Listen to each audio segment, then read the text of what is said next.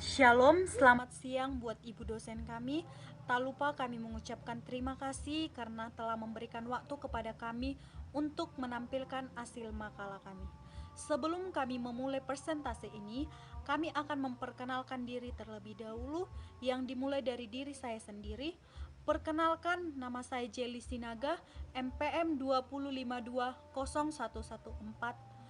Fakultas Ekonomi dan Bisnis, Prodi Manajemen, Grup MA3.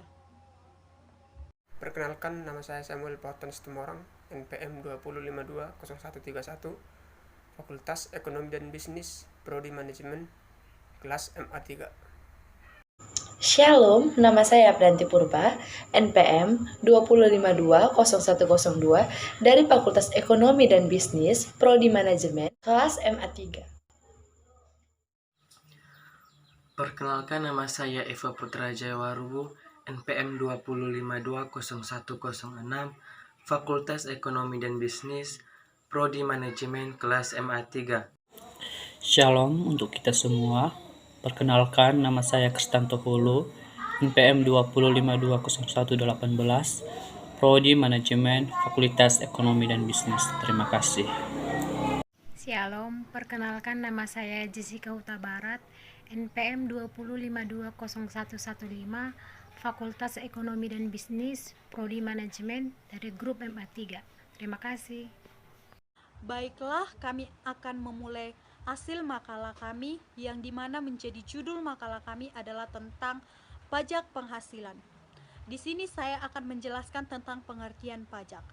Pajak penghasilan adalah menurut Undang-Undang Nomor 36 Tahun 2008 tentang pajak penghasilan, bentuk usaha tetap adalah bentuk usaha yang dipergunakan oleh orang pribadi yang tidak bertempat tinggal di Indonesia. Orang pribadi yang berada di Indonesia tidak lebih dari 183 hari dalam jangka waktu 12 bulan dan badan yang tidak didirikan dan tidak bertempat kedudukan di Indonesia untuk menjalankan usaha atau melakukan kegiatan di Indonesia. Baik, saya akan melanjutkan penjelasan dari teman saya, yaitu mengenai bentuk usaha tetap yang menjadi subjek pajak. Pada pasal 2 ayat 5 Undang-Undang Nomor 36 Tahun 2008, pemerintah menyebutkan bahwa bentuk usaha tetap yang menjadi subjek pajak penghasilan terdiri saat ini dari 16 bentuk usaha, yaitu 1. Tempat kedudukan manajemen, 2. Cabang perusahaan, 3. Kantor perwakilan, 4. Gedung kantor, 5. Pabrik, 6. Bengkel, 7. Gudang, 8. Ruang untuk promosi dan penjualan, 9. Pertambangan dan penggalian sumber alam, 10. Wilayah kerja pertambangan minyak dan gas bumi, 11. Perikanan, peternakan, pertanian, perkebunan atau kehutanan, 12. Proyek konstruksi, instalasi atau perakitan, 13. Pemberian jasa dalam bentuk apapun oleh pegawai atau oleh orang lain sepanjang dilakukan lebih dari 60 hari dalam jangka waktu 12 bulan, 14. Orang atau badan yang bertindak selaku agen yang kedudukannya tidak bebas, 15. Agen atau pegawai dari perusahaan asuransi yang tidak didirikan dan tidak bertempat kedudukan di Indonesia yang menerima premi asuransi atau menanggung risiko di Indonesia, 16. Komputer, agen elektronik atau peralatan otomatis yang dimiliki, disewa atau digunakan oleh penyelenggara transaksi elektronik untuk menjalankan kegiatan usaha melalui internet. Baiklah, di sini saya akan melanjutkan presentasi dari teman saya tentang contoh badan usaha tetap adalah PT SOL. Proyek Sarula yang berlokasi di Kecamatan Pahai Julu dan Pahai Jae, Kabupaten Tapanuli Utara, Provinsi Sumatera Utara. Unit pertama beroperasi secara komersial pada Maret 2017. Unit kedua beroperasi pada Oktober 2017 dan unit ketiga mulai beroperasi pada Mei 2018. Sarula Operation Ltd atau SOL disponsori oleh Konsorsium Medco, Itochu, Kyushu, Invex, dan Ormat. Total investasi proyek ini sebesar 1,7 miliar US dollar. Amandemen kedua ESC atau kontrak penjualan energi dan JOC atau kontrak operasi bersama antara SOL, PLN, dan PGE ditandatangani pada 4 April 2013. SOL telah membangun pembangkit listrik tenaga panas bumi terbesar di dunia dalam satu kontrak, dengan kapasitas 3 kali 110 MW untuk menyumbang kebutuhan listrik di Sumatera Utara.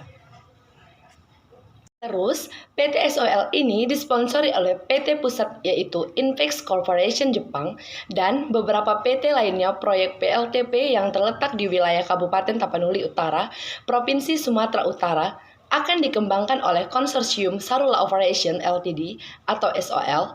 Konsorsium ini terdiri dari PT Medco for Indonesia atau MVI, perusahaan milik bersama PT Medco Energi International Tbk, dan PT Saratoga Power bersama Itochu Corporation, Kyushu Electric Power Co. dari Jepang, dan Ormat International INC yang berbasis di Amerika Serikat. Definisi PPH. Pajak penghasilan atau PPH merupakan pajak yang dikelola pemerintah pusat dan memberikan kontribusi signifikan kepada penerima negara. PPH merupakan pajak langsung karena beban pajak ini langsung dipikul oleh penerima atau pemilik penghasilan. Artinya, PPH merupakan pajak subjektif karena pengenaan dan beban ditunjukkan terhadap subjek pajak. Sekian dari presentasi saya dan akan dilanjutkan oleh teman saya. Terima kasih. Baik, terima kasih kesempatan yang telah diberikan kepada saya. Pada kesempatan ini saya akan membahas pajak penghasilan pasal 21. Pajak atas penghasilan berupa gaji, upah, honorarium, tunjangan dan pembayaran lain dengan nama dan dalam bentuk apapun, sehubungan dengan pekerjaan atau jabatan, jasa dan kegiatan yang dilakukan oleh orang pribadi, subjek pajak dalam negeri sebagaimana dimaksud dalam pasal 21 Undang-Undang Pajak Penghasilan. Penghasilan apa saja yang dipotong PPh pasal 21 atau objek pajak? Penghasilan yang dipotong PPh pasal 21 adalah penghasilan yang diterima atau diperoleh pegawai tetap, baik berupa penghasilan yang bersifat teratur maupun tidak teratur. Penghasilan yang diterima atau diperoleh penerima pensiun secara teratur berupa uang pensiun atau penghasilan sejenisnya. Penghasilan sehubungan dengan pemutusan hubungan kerja dan penghasilan sehubungan dengan pensiun yang diterima secara sekaligus berupa uang pesangon, uang manfaat pensiun, tunjangan hari tua atau jaminan hari tua dan pembayaran lain jenis. Penghasilan pegawai tidak tetap atau tenaga kerja lepas berupa upah harian, upah mingguan, upah satuan, upah borongan, atau upah yang dibayarkan secara bulanan. Imbalan kepada bukan pegawai antara lain berupa honorarium, komisi, fee, dan imbalan sehubungan dengan pekerjaan jasa dan kegiatan yang dilakukan. Perhitungan PPh 21 dengan PTKP terbaru. Perhitungan PPh 21 yang ditetapkan oleh Direktorat Jenderal Pajak DJP tercantum pada pasal 17 ayat 1 huruf A Undang-Undang Republik Indonesia Nomor 36 Tahun 2008 adalah sebagai berikut. 1. 54 juta per tahun atau setara dengan 4.500.000 per bulan untuk wajib pajak orang pribadi. 2. 4.500.000 per tahun atau setara 375.000 per bulan tambahan untuk wajib pajak yang kawin tanpa tanggungan. 3. 4.500.000 per tahun atau setara 375 per bulan tambahan untuk setiap anggota keluarga, saudara dan keluarga semenda dalam garis keturunan lurus atau anak angkat yang menjadi tanggungan sepenuhnya paling banyak 3 orang untuk setiap keluarga. Tarif pajak penghasilan PPh pasal 21. Sesuai dengan pasal 17 ayat 1, tarif pajak penghasilan pribadi perhitungan dengan menggunakan tarif progresif sebagai berikut. 1. Wajib pajak dengan penghasilan tahun sampai dengan 50 juta adalah 5%. 2. Wajib pajak dengan penghasilan tahunan di atas 50 juta sampai dengan 250 juta adalah 15%. 3. Wajib pajak dengan penghasilan tahunan di atas 250 juta sampai dengan 500 juta adalah 25%. 4. Wajib pajak dengan penghasilan tahunan di atas 500 juta adalah 30%. 5. Untuk wajib pajak yang tidak dimiliki NPWP dikenai tarif 20% lebih tinggi dari mereka yang memiliki NPWP. Langsung saja kita pada contoh soal pajak penghasilan pasal 21. Berikut ini data pembayaran kepada orang pribadi sehubungan dengan pekerjaan, jasa, dan kegiatan yang dilakukan oleh PTSU, usaha bergerak dalam bidang perdagangan besar bahan. Data pembayaran bulan September 2016. 1. Untuk pegawai tetap.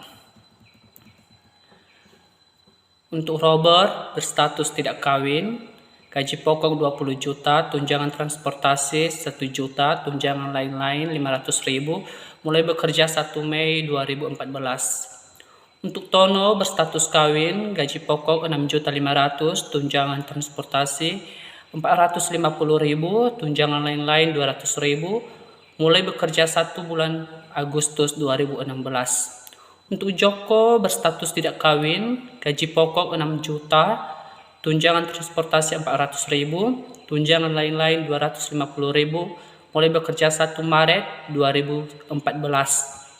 Untuk Rati berstatus tidak kawin, gaji pokok 4.500.000, tunjangan transportasi 350.000, tunjangan lain-lain 100.000, mulai bekerja 1 bulan Maret 2014. Untuk Luhut berstatus kawin, gaji pokok 8.500.000, tunjangan transportasi 500.000, tunjangan lain-lain 400.000, mulai bekerja 1 Maret 2014. Sekarang, cara penyelesaian untuk mencari pajak penghasilan pasal 21 untuk Robert. Robert berstatus tidak kawin, memiliki gaji pokok 20 juta, tunjangan transportasi 1 juta, tunjangan lain-lainnya adalah 500.000. Untuk mencari penghasilan bruto sebulan adalah dengan menjumlahkan gaji pokok, tunjangan transportasi, tunjangan lain-lainnya, maka didapatkanlah penghasilan bruto sebulan. Di sini gaji pokoknya 20 juta, tunjangan transportasi 1 juta, tunjangan lain-lain 500.000. Maka jika ditotalkan semua 20 juta ditambah 1 juta ditambah 500.000, maka penghasilan bruto sebulan 21.500.000 rupiah. Untuk mencari biaya jabatan itu sebesar 5% dari penghasilan bruto. 5% kali 21.500.000, maka hasilnya adalah 1.075.000. Tetapi untuk pajak penghasilan pasal 21 ini, biaya jabatan itu maksimal sebesar 500.000. Maka untuk mencari penghasilan neto sebulannya adalah dengan mengurangkan penghasilan bruto sebulan dikurangkan dengan biaya jabatan. Di sini penghasilan bruto 21.500.000 dikurangkan biaya jabatan 500.000, maka diperoleh penghasilan neto sebulan 21 juta. Untuk mencari penghasilan neto setahun, maka penghasilan neto sebulan tadi disetahunkan, di mana 12 bulan dikali 21 juta, maka penghasilan neto setahunnya adalah 252 juta rupiah. Untuk mencari PTKP-nya yaitu dengan cara untuk wajib pajak sendiri sebesar 54 juta. Maka penghasilan kena pajaknya sebesar 252 juta dikurangkan 54 juta, maka penghasilan kena pajak sebesar 1.098 juta rupiah. Untuk mencari pajak penghasilan pasal 21 setahun, untuk lapisan pertama 5% dikalikan 50 juta, maka hasilnya adalah 2.500.000. Untuk dikenakan lapisan kedua 15% dikali 1.148 juta, maka hasilnya adalah 22.200.000. Maka dijumlahkan 2.500.000 ditambah 22.200.000, maka hasilnya adalah 24.700.000. Untuk mencari pajak penghasilan pasal 21 sebulan dengan cara pajak penghasilan pasal 21 setahun dibagi 12. 24.700.000 dibagi 12, maka hasilnya adalah 2.058.333 rupiah. Begitulah penjelasan untuk Robert. Saya lanjutkan untuk mencari pajak penghasilan pasal 21 terutang untuk Joko yang berstatus tidak kawin, di mana gaji pokoknya 6 juta, tunjangan transportasi 400.000, tunjangan lain-lain sebesar 250.000. Maka penghasilan bruto sebulannya adalah 6 juta ditambah 400 ditambah 250.000, maka penghasilan bruto sebulan 6.650.000. Sekarang untuk mencari biaya jabatannya, 5% dikali penghasilan bruto sebulan. 5% dikali 6.650.000, maka hasilnya adalah 332.500 rupiah. Untuk mencari penghasilan neto setahun, penghasilan bruto sebulan dikurangkan dengan biaya jabatan. 6.650.000 dikurangkan 332.500 rupiah, maka penghasilan neto sebulannya sebesar 6.317.500 rupiah. Sekarang untuk mencari penghasilan neto setahun maka penghasilan neto sebulan dikalikan dengan 12 bulan. 12 bulan dikali 6.317.500 rupiah, maka hasilnya adalah 75.810.000 rupiah. Untuk PTKP-nya, untuk wajib pajak sendiri sebesar 54 juta, maka penghasilan kena pajaknya yaitu sebesar 75.810.000 dikurangkan 54 juta, maka penghasilan kena pajaknya sebesar 21.810.000. Sekarang untuk mencari pajak penghasilan pasal 21 setahun, 5% dikali dengan 21.810.000, maka hasilnya adalah 1.090.500 rupiah. Untuk pajak penghasilan pasal 21 sebulan, maka 1.090.500 rupiah dibagi 12 bulan, maka hasilnya adalah 90.833 rupiah. Saya lanjutkan untuk menjelaskan cara mencari pajak penghasilan untuk Tono yang berstatus kawin, di mana gaji pokoknya sebesar 6.500.000, tunjangan transportasi 450.000, tunjangan lainnya 200.000. Maka penghasilan bruto sebulan adalah 6.500.000 ditambah 450.000 ditambah 200.000, maka totalnya adalah 7.150.000. Maka itu disebut penghasilan bruto sebulan. Sekarang kita cari biaya jabatannya sebesar 5% dikali penghasilan bruto sebulan. 5% dikali 7.150.000, maka hasilnya adalah 357.500 rupiah. Maka untuk mencari penghasilan neto sebulan, penghasilan bruto dikurangkan dengan biaya jabatan. 7.150.000 dikurangkan dengan 357.500 rupiah, maka penghasilan neto sebulannya sebesar 6.792.500 rupiah. Sekarang untuk mencari penghasilan neto setahun, 12 bulan dikali dengan penghasilan neto sebulan. 12 bulan dikali 6.792.500 rupiah, maka hasilnya adalah 81.510.000 rupiah. Sekarang untuk mencari PTKP-nya atau penghasilan tidak kena pajak.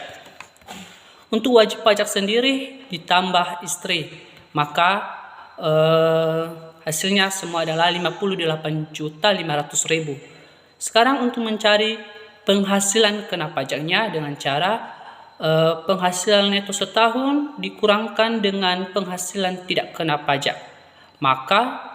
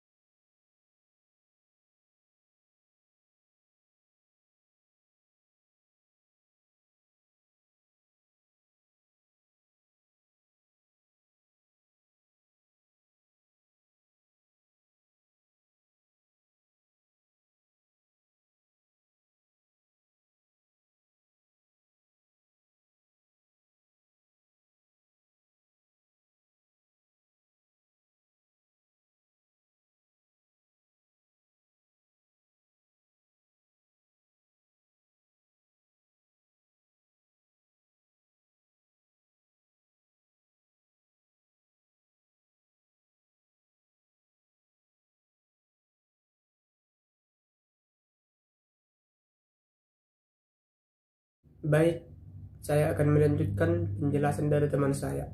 2. Bukan pegawai. Berdasarkan informasi tersebut di atas, hitunglah PPh pasal 21 terutang yang harus dipotong. 1. Fix. Penghasilan bruto sama dengan 40 juta rupiah.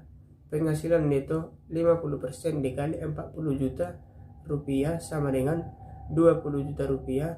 PTKP 54 juta per 12 bulan sama dengan 4.500.000. Penghasilan kena pajak sama dengan 15.500.000. PPh pasal 21 terutang 5% dikali 15.500.000 sama dengan 775.000 rupiah. 2. Deresi. Penghasilan bruto sama dengan 3.500.000. Penghasilan neto 50% dikali 3.500.000 sama dengan 1.750.000 rupiah. PTKB 58.500.000 per 12 bulan sama dengan 4.875.000 rupiah. Penghasilan kena pajak sama dengan min 1.550.000 rupiah. PPh pasal 21 terutang 5% dikali 1.500.000 sama dengan 75.000 rupiah. 3. Komi. Apabila komi tidak memiliki NPWP, PPh terutang 50% dikali 3 juta dikali 120% sama dengan 90.000 rupiah. 4. Done. Penghasilan bruto sama dengan 50 juta rupiah. Penghasilan neto 50% dikali 50 juta sama dengan 25 juta rupiah. PTKP 58.500.000 per 12 bulan sama dengan 4.875.000 rupiah. Penghasilan kena pajak sama dengan 20.125.000 rupiah. PPh pasal 21 terutang 5% dikali 20.125.000 sama dengan 1.6.250.000. 5. James. Penghasilan bruto sama dengan 100 juta rupiah. PPh pasal 21 terutang 100 juta dikali 20% sama dengan 20 juta rupiah. Baiklah, terima kasih. Pada kesempatan kali ini saya akan menjelaskan tentang pajak penghasilan pasal 22.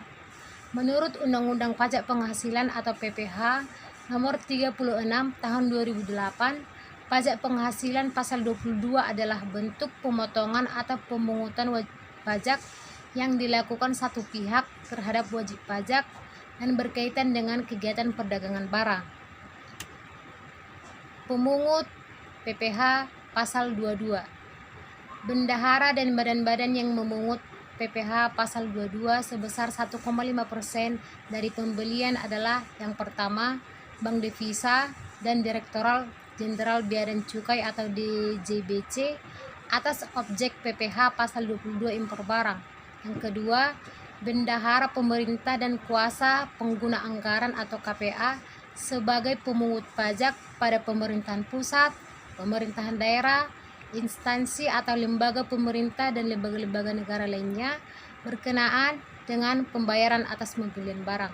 Yang ketiga, bendahara pengeluaran berkenaan dengan pembayaran atas pembelian barang yang dilakukan dengan mekanisme uang persediaan atau UP.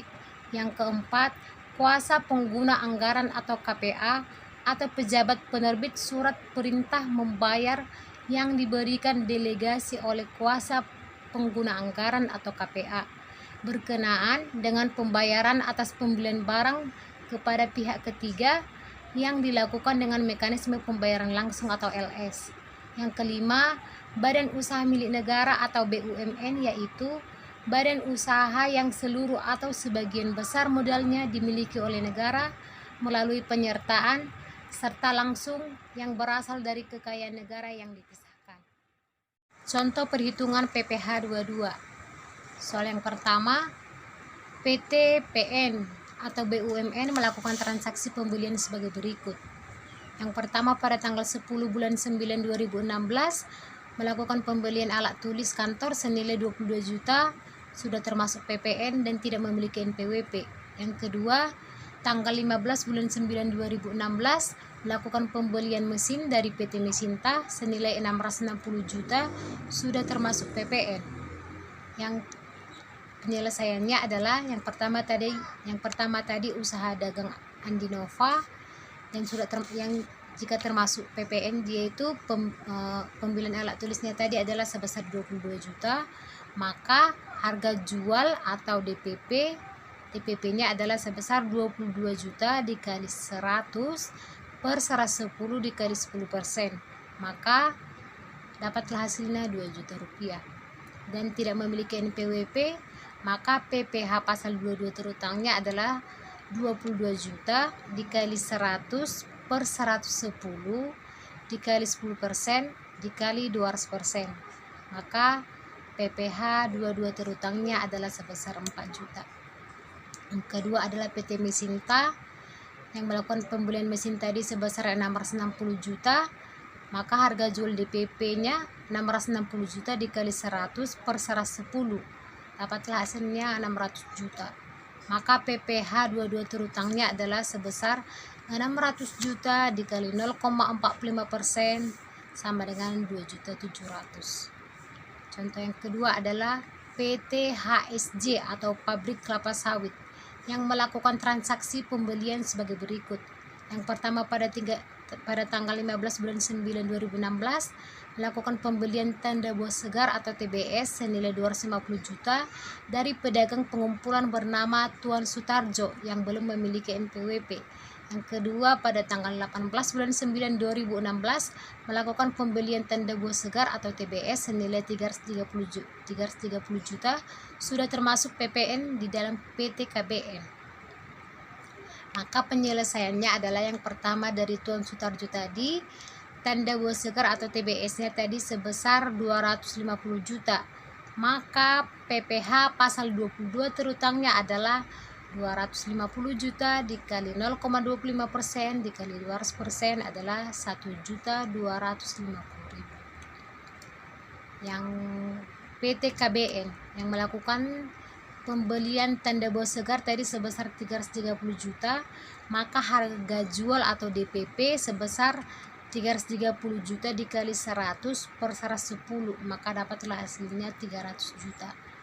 Maka PPh pasal 20 terutangnya adalah sebesar 300 juta dikali 0,25% sama dengan 750.000.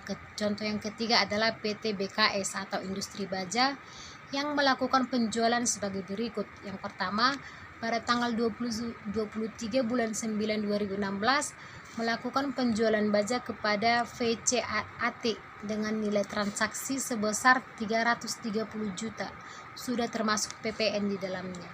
Yang kedua, tanggal 25 bulan 9 2016 melakukan penjualan baja kepada VCTK dengan nilai transaksi sebesar 110 juta, sudah termasuk PPN di dalamnya. Maka penyelesaiannya adalah yang pertama tadi kepada VCAT, penjualan baja tadi adalah sebesar 330 juta, maka harga jual atau DPP 330 juta dikali 100 per 110 sama dengan 300 juta. Maka PPh 22 terutangnya adalah 300 juta dikali 0,3% sama dengan 900.000. Yang kedua tadi kepada VCTK melakukan penjualan baja tadi sebesar 110 juta, maka harga jual DPP-nya sebesar 110 juta dikali 100 per 110 sama dengan 100 juta.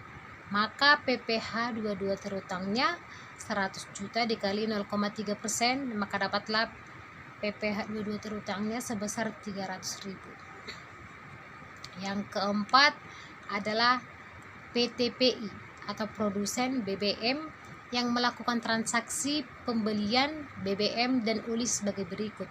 Yang pertama pada tanggal 20 bulan 9 2016 melakukan pembelian kepada SPBU ABC yang bukan Pertamina senilai 100 juta belum termasuk PPN.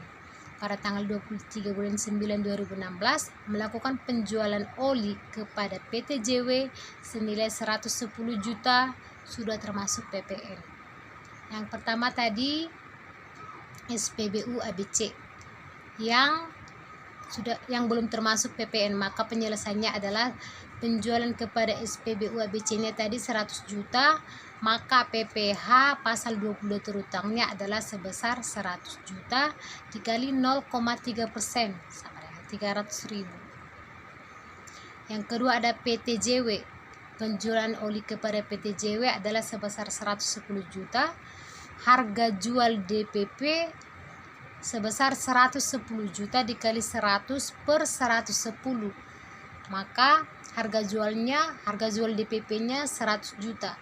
Maka PPH pasal 22 terutangnya adalah 100 juta dikali 0,3%. Maka PPH pasal 22 terutangnya adalah 300.000. Contoh yang kelima adalah Bea Cukai ABC Tanjung Karang yang melakukan pengecekan dokumen dan meminta kepada importir untuk menyetor PPH dua-duanya untuk kelengkapan dokumen. Pengimpor adalah PTSJ yang telah memiliki angka pengenalan impor yaitu API dengan nilai Cost Insurance and Freight atau CIF-nya $230. Kurs KMK-nya $12.450. Bea masuknya 2.500. Berdasarkan data dan informasi di atas, maka hitunglah PPH 22 terutangnya. Maka penyelesaiannya cost insurance and freight-nya itu tadi CIV-nya itu sebesar $230 dan kurs KMK-nya 12.450, maka dikalikan 230.000 dikali 12.450, maka dapatlah 2.863.500. Biaya masuknya tadi 2.500, maka 2.863.500 ditambah 2.500, maka terdapatlah DPP-nya sebesar 2.866.000. Maka PPH 22-nya yang memiliki API atau pengenalan impor tadi 25% dikali 2.866.000, maka dapatlah PPH 22-nya sebesar 71.650.000. Sekian dan terima kasih, dan akan dilanjutkan oleh teman saya. Pajak penghasilan pasal 23.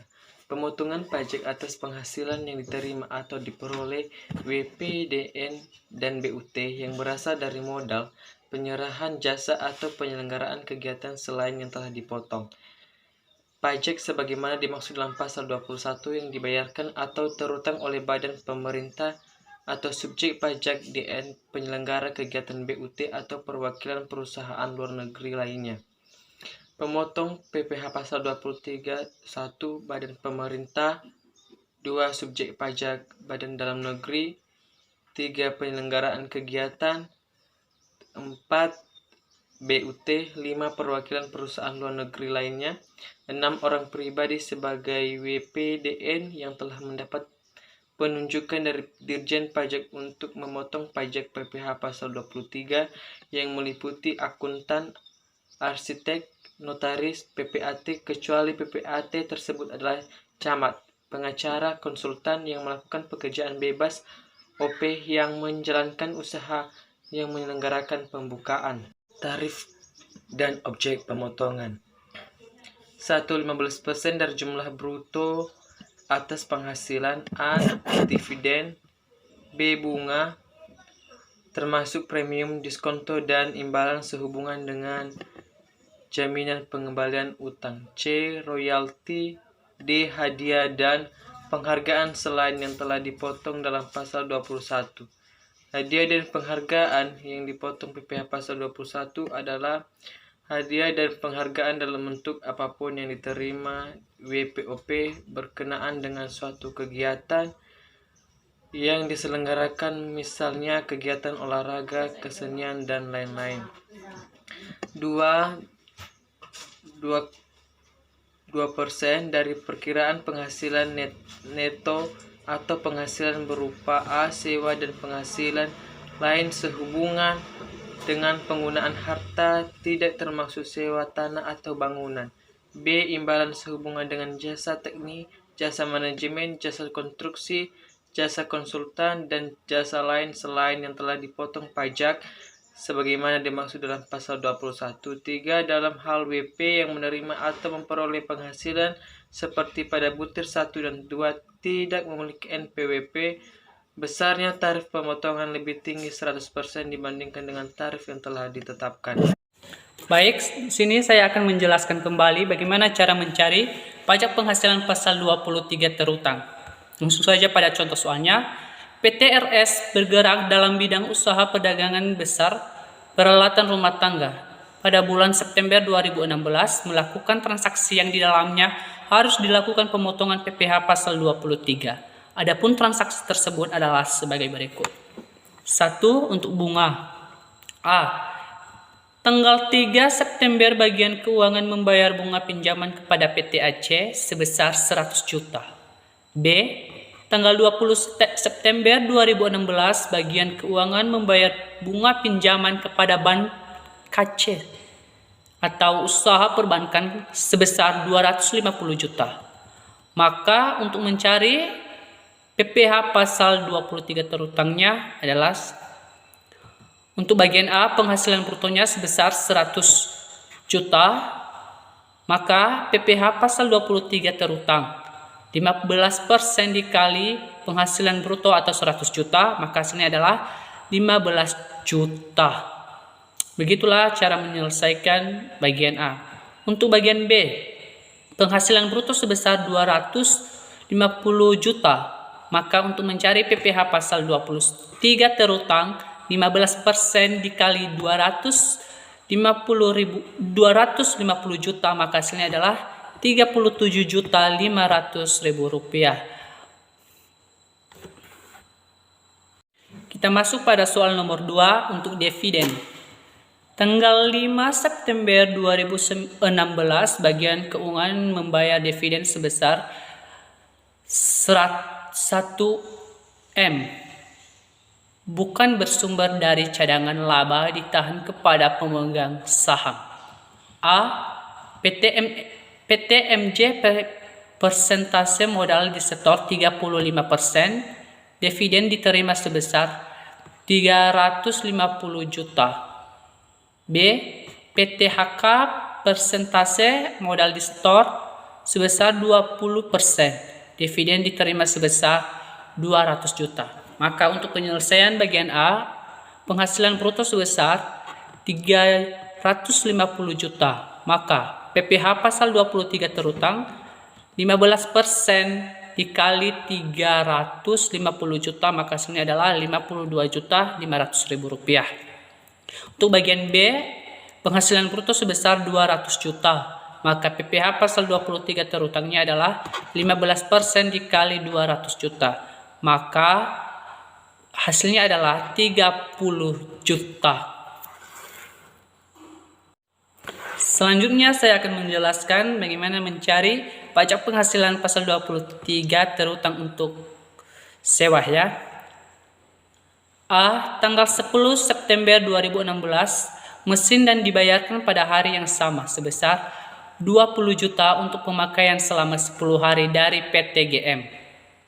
B. Tanggal 17 September 2016 menyewa mobil pribadi dari Tuan Alek. Tidak ada NPWP-nya. Dan pada hari itu juga dibayarkan biaya sewa sebesar 500.000 rupiah. Untuk menghitung PPh pasal 23 untuk bagian A, penghasilan brutonya dulu sebesar 20 juta. Maka PPh pasal 23 terutangnya adalah 2% dikali 20 juta, hasilnya adalah 3 juta. 2% ini didapat dari tarif sewa. Oke, saya lanjutkan untuk bagian B. Penghasilan brutonya adalah sebesar 500.000. Maka PPh pasal 23 terutangnya adalah karena dia tidak memiliki NPWP, maka 2% dikali 200% dikali 500.000, hasilnya adalah tinggal 20.000 rupiah. Kembali saya jelaskan untuk bagaimana mencari pajak penghasilannya untuk royalti ya. Langsung aja pada contoh soalnya. Tanggal 16 September 2016, bagian keuangan membayar uang atas pemakaian merek royalti kepada PT AM senilai 100 juta. Bagian B, tanggal 26 September 2016, bagian keuangan membayar uang pemakaian hak cipta royalti kepada PT MO senilai 50 juta. Maka untuk penyelesaiannya, satu-satu dulu untuk bagian A. Kita ketahui penghasilan brutonya sebesar 100 juta. Maka PPh pasal 23 terutangnya adalah 15% dikali 100 juta, hasilnya adalah 15 juta. 15% didapat dari tarif dari royalti, ya. Sekarang kita masuk pada nomor bagian B. Penghasilan brutonya adalah sebesar 50 juta. Maka PPh pasal 23 terutangnya adalah 15% dikali 50 juta, maka hasilnya adalah 7.500.000 rupiah. Saya lanjutkan untuk soal yang terakhir untuk jasa lain-lainnya. Kita masuk pada soalnya saja, bagian A. Tanggal 26 September 2016, bagian keuangan membayar jasa pemasangan instalasi listrik di gudang kepada Tuan Sukajo yang tidak memiliki NPWP dengan total tagihan sebesar 12 juta. Di dalamnya terdapat biaya material sebesar 5 juta. Di kontrak dan di dokumen terkait dengan pembelian material tersebut dapat dipisahkan. Bagian B, tanggal 30 September 2016, bagian keuangan membayar pemanfaatan jasa luar negeri atau jasa manajemen yang diserahkan oleh FMD LLD Badan yang berkedudukan di Singapura sebesar $10 dengan kurs KMK sebesar $13.450 per dolar Amerika. Maka untuk penyelesaiannya adalah satu-satu dulu untuk bagian A. Untuk Tuan Sukajo, penghasilan brutonya adalah 12 juta dikurangkan dengan 5 juta. Hasilnya adalah 8 juta. Untuk mencari pajak penghasilan pasal 23 terutangnya adalah yang 8 juta dikalikan dengan 2%. 2% didapat dari tarif jasa. Karena dia tidak memiliki NPWP, maka dikalikan juga dengan 200%. 8 juta dikali 2% dikali 200%, maka hasilnya adalah 320.000. Untuk bagian B, untuk badan penghasilan bruto adalah $10 Amerika dikalikan 13.450 rupiah, maka hasilnya adalah 134.500 dolar. Maka PPh pasal 23 terutangnya adalah 134.500 dolar dikali 2%, hasilnya adalah 2.690.000 dolar. Demikian saja penjelasan untuk mencari pajak penghasilan pasal 23 terutang. Saya ucapkan terima kasih. Shalom.